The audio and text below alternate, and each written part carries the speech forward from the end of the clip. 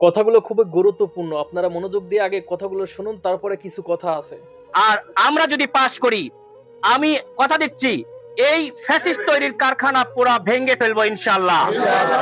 আমরা সরকারি ট্যাক্সের টাকার বিনিময়ে, জনগণের টাকার বিনিময়ে নতুন করে সরকারের চেয়ারে বসে কোনো ফ্যাসিস্ট হতে দেব না ইনশাআল্লাহ।